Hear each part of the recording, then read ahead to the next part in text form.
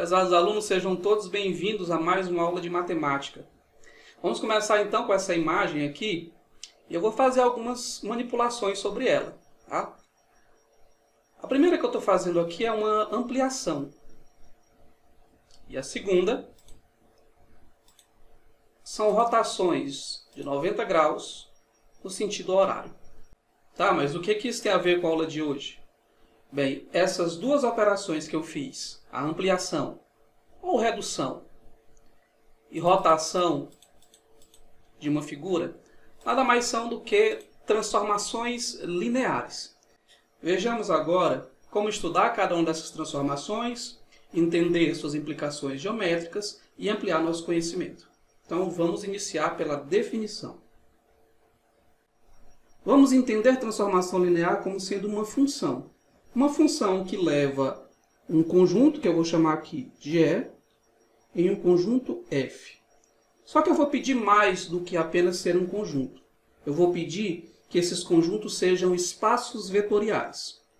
Dessa forma, dado dois elementos, nós sabemos que a soma e que a multiplicação por um escalar estão bem definidas dentro desse espaço. E aí nós vamos levar cada um desses vetores em sua respectiva imagem. Por exemplo, estou levando U no T de U. Estou levando V no T de V. Estou levando o U mais V no T de U mais V. E o alfa U estou levando no T de alfa U. Então essas são as condições para que uma transformação entre espaços vetoriais seja linear. Deve respeitar a condição 1, que leva T de U mais V em T de U mais T de V, e leva o alfa U em alfa vezes T de U. Essas duas propriedades devem valer para todos os vetores e todos os escalares colocados dentro dessa transformação. Se alguma dessas propriedades falhar em pelo menos um par de vetores, ou então falhar para algum escalar, significa que essa transformação não será linear. É como aquele exemplo.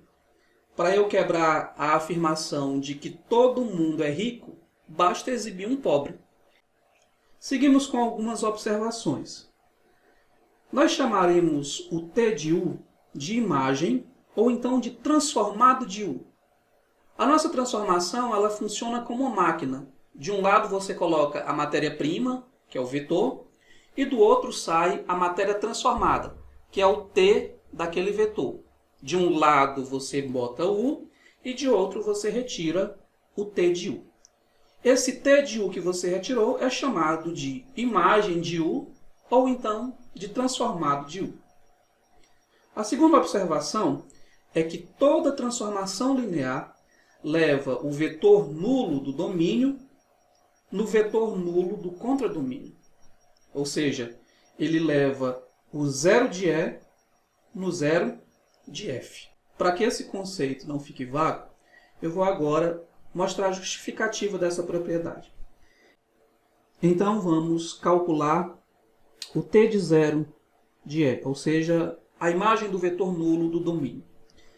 O vetor nulo do domínio ele pode ser escrito como sendo um vetor qualquer menos ele mesmo. Afinal, um vetor mais o seu vetor oposto, essa soma dá o vetor nulo. Só que a transformação que estamos querendo aqui, ela é uma transformação que, por hipótese, é linear. Se ela é linear, ela leva o T de uma soma numa soma das imagens. No caso aqui, seremos T de U menos T de U. Daí a soma dá o vetor nulo. Note que T de U está em F, portanto, será o vetor nulo de F. Então, toda transformação linear leva vetor nulo em vetor nulo, sendo que o primeiro é do domínio e o segundo é do contradomínio. A fim de não carregar a notação, é muito comum nós escrevermos simplesmente a afirmação de que T de zero é igual a zero. E aqui nós temos que entender que estamos falando do transformado do nulo do domínio sendo igual ao vetor nulo do contradomínio. Essa observação ela é muito útil quando eu quero mostrar que uma transformação não é linear. Veja bem, o que acabamos de mostrar aqui foi que toda transformação linear leva vetor nulo em vetor nulo. Então, para mostrar que uma transformação não é linear, basta mostrar, por exemplo, que ela leva o vetor nulo em um vetor que não é nulo. Vamos ao exemplo? Eu trago aqui essa transformação. Tá? T de xy é igual a x mais 1 e y. Isso aqui é uma transformação de R2 em R2. Ela pega um vetor do R2 e transforma em outro vetor do R2. Tá bom? Então eu quero mostrar que ela não é linear. Então basta eu fazer o seguinte. Ó. Eu vou calcular a imagem do 0, 0. Onde 0, 0 é o vetor nulo do R2. Calculando essa imagem, nós teremos o seguinte. Como é que funciona essa transformação? Ela transforma um xy em um vetor cuja primeira componente é x mais 1. Ou seja, a primeira componente mais 1. O resultado é 1. E na segunda componente, ela simplesmente repete a segunda componente do domínio. Portanto, 0. O que eu tenho aqui é que essa t levou o 0 em um vetor que não é nulo. Então, isso indica que ela não é linear. Agora, veja bem. A condição de levar vetor nulo em vetor nulo não é suficiente para mostrar que uma transformação é linear. Eu tenho, por exemplo, essa transformação aqui, ó, Q de xy é igual a x ao quadrado y ao quadrado. De novo, uma transformação do R2 em R2. Então, essa transformação Q de xy, ela leva 0 em 0. É notório isso. 0 ao quadrado é 0 e 0 ao quadrado é 0. Porém, essa transformação não é linear. Quer ver um exemplo? Quer ver por que essa transformação não é linear? Pega, por exemplo, o vetor 1, 1 e o vetor 2, 2. Em seguida, aplica a transformação Q. Qual é o resultado? Bom, o Q de 1, 1 é o vetor 1, 1. Estou elevando ao quadrado cada uma das componentes. E o Q de 2, 2 é 4, 4. Por outro lado, o vetor 1, 1 mais o vetor 2, 2 é igual ao vetor 3, 3. E quem é o Q do vetor 3, 3? Bom, o Q do vetor 3, 3 é o vetor 9, 9. Mas esse 9, 9 é diferente de 1, 1 mais 4, 4. Ou seja, eu consegui exibir dois vetores, tal que a imagem da soma desses vetores não é a soma das imagens de cada uma das parcelas. Tá? Logo, essa transformação, embora leve 0 no 0, não é linear. Tá? Então, vamos recapitular isso aqui para que as coisas não fiquem confusas. Toda transformação linear leva o 0 no 0. Mas nem toda transformação que leva 0 no 0 é linear. Dei exemplos aqui. Tá? Então, vamos seguir. Vamos trazer aqui mais duas condições, mais duas observações. O conjunto de todas as transformações lineares de E para F é denotado por esse símbolo. Tá? L de E para F é o conjunto das transformações lineares de E em F. No caso particular do contradomínio ser o conjunto dos números reais e a transformação for linear, essa será chamada de funcional linear. São apenas duas informações mais técnicas para que esses conceitos sejam usados futuramente. Eu posso dar o exemplo de uma transformação T do R2 para R, que leva, por exemplo, um vetor xy em uma soma x mais y. Essa transformação aqui, ela é uma transformação linear. E como o contradomínio é o conjunto dos números reais, nós então diremos que essa será chamada funcional linear. Tá? Eu deixo como exercício que você mostre que, de fato, essa transformação ela é linear. Tá bom? Bom, vamos então dar exemplo de algumas transformações. Vocês lembram que no início da aula eu brinquei com a foto, né? Eu fiquei fazendo rotações num sentido, no caso foi no sentido horário, de uma imagem. Vamos ver agora por que essa transformação, rotação, ela é uma transformação linear. Nós vamos provar isso. Nós vamos demonstrar que trata-se de uma transformação linear. Geometricamente, essa transformação está fazendo isso.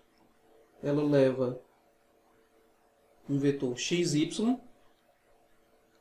aplica-se uma rotação nela de 90 graus. E o fato dessas coordenadas serem x e y vão garantir que estas coordenadas aqui são menos y e x. Tá bom? Façam essa brincadeira e se convençam do que eu acabei de falar. Então vamos lá. Nós temos que a transformação rotação de 90 graus ela faz isso. Tá? Vamos mostrar que ela é linear. Para isso, eu vou pegar dois vetores quaisquer, que eu estou chamando aqui de U e W, são vetores de R2, tem duas componentes. Nós vamos trabalhar então com a imagem do vetor soma e de um múltiplo escalar de um vetor. Tá? Bom, só lembrando que o vetor U mais V é a soma das coordenadas aí, né? Soma das coordenadas do vetor U, que eu chamei de x, y1, com o vetor com as coordenadas do vetor W, que eu chamei de xw, yw. Então, nós somamos as primeiras componentes, xu, xw, y1, yw. Depois, nós multiplicamos o vetor U pelo escalar alfa. Então, alfa vezes xu, y1, eu tenho a multiplicação do alfa em cada uma das componentes. Tá? Então, vamos provar que essa transformação é linear. Então, partimos aqui do t da soma dos vetores. Bom, quem é essa soma dos vetores U e V já descritos anteriormente? Acabei de mostrar aqui. Ó. U mais V é um vetor cujas componentes são xu mais xw, yu mais YW. Em seguida, eu aplico a transformação T. Vamos lá, nós temos que ser fiéis à transformação T, que é aquela lá. O que a transformação T faz? Ela leva um vetor do R2 em um vetor do R2, sendo que a primeira componente da imagem é menos a segunda componente do domínio. Confere? Portanto, isso aqui será menos YU mais YW. E na segunda componente, ela pega a primeira componente do domínio, ou seja, XU mais XW. O que eu fiz aqui foi apenas aplicar a transformação T. Tá? Bom, o próximo passo aqui será, então, escrever este vetor como sendo uma soma de dois vetores. Eu faço uma manipulação meio safada para chegar onde eu quero. Tá? Só lembrando que é sem cometer nenhum atropelo. Tá? Essa manipulação nós não podemos fazer ao nosso gosto. Temos que respeitar as propriedades. Então, essa soma aqui será dada, então, da seguinte forma. Menos YU XU somado com menos YW XW. Notaram que eu quebrei este vetor em uma soma de 2. E notem que este resultado é exatamente igual ao que vem antes da igualdade. Bom, o próximo passo agora é usar novamente a transformação. Este vetor aqui que eu acabei de destacar, ele é a imagem de quem? Ora, ele é o T de XU, YU. Somado com quem? Somado com este vetor aqui. Mas quem é este vetor? Ora, este vetor é a imagem pela T de XW, YW. Bom, mas isso aqui é o vetor U. Isso aqui é o vetor v. Então, nós temos o t de u somado com o t de v.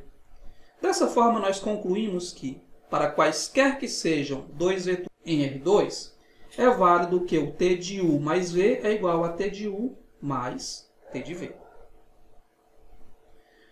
Agora vamos mostrar que t de αu é igual a α vezes t de u. Então vamos lá. T de αu. Mas quem é αu? αu está aqui, ó. Acabei de fazer, né? É α vezes xu, α, you. Aplico a transformação t. Ela leva um vetor do R2 no R2, jogando na primeira componente da imagem menos a segunda componente do domínio. Portanto, ela faz isso. E leva na segunda componente da imagem a primeira do domínio. Sempre tendo em mente que eu usei a definição da transformação. Bom, de acordo com as propriedades de vetores, eu posso pegar esse escalar e ver como sendo um escalar multiplicando um vetor. O vetor é menos yu xu. Agora, novamente, pegando a transformação t, eu vejo que este vetor que eu acabei de destacar, ele é a imagem de um vetor.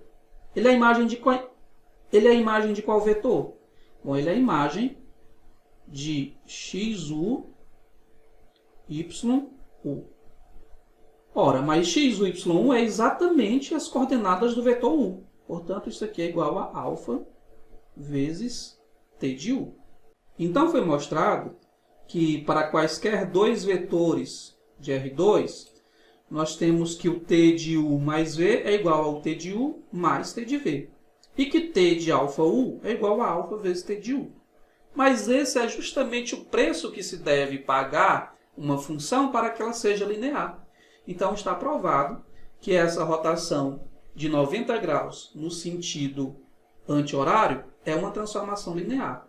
Vale para todo e qualquer vetor. Ok? Então, seguimos em frente.